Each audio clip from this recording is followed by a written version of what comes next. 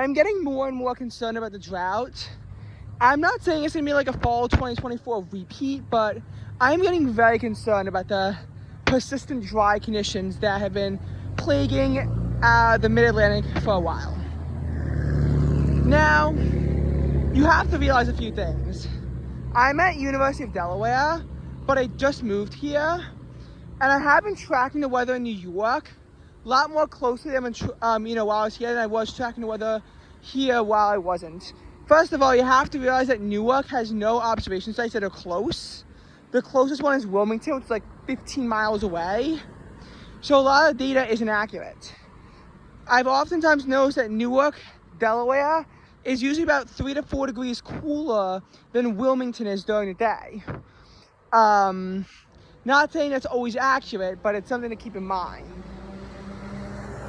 And I've, also noticed is, oh my god, maybe I actually will get a sunset. Oh my god, miracles can happen. No, they can't. I'll continue walking backwards though. Maybe I'll eventually see one. Just can't walk in the street like I wouldn't back home. Anyway, but the drought is actually really concerning me. So from a New York perspective, what really worries me the most about this episode of Drought, what really concerns me the most about this episode of Drought coming up is that I don't know.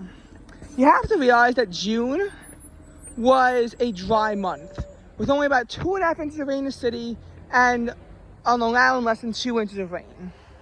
Even though there was that wet period in mid-June, a lot of the days didn't boast an impressively, large amount of precipitation. Oftentimes the amount of precipitation that fell was quite small.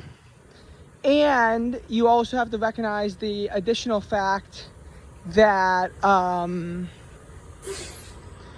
only was there not the largest amount of precipitation that fell, but also the fact that,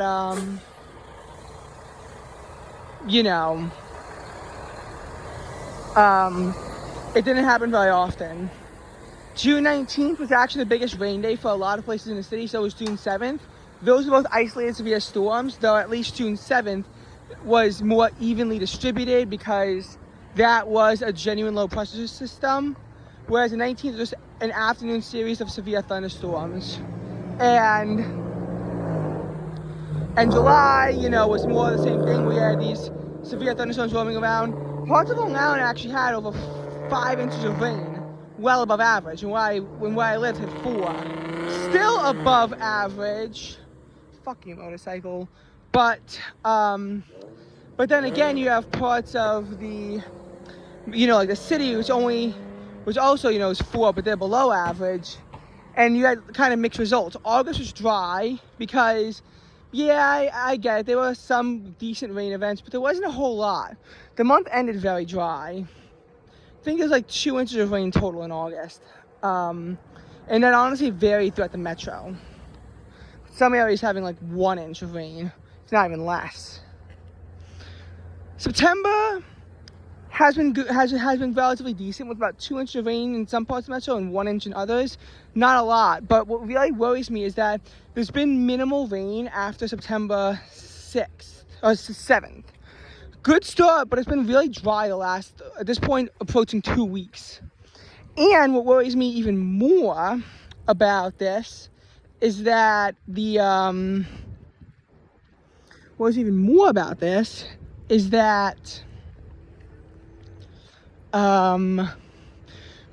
like at Wilmington, they only had like about a half inch of rain out of that system.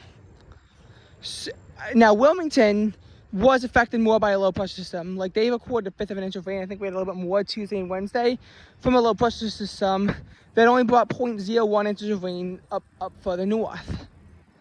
But that doesn't really matter at this point.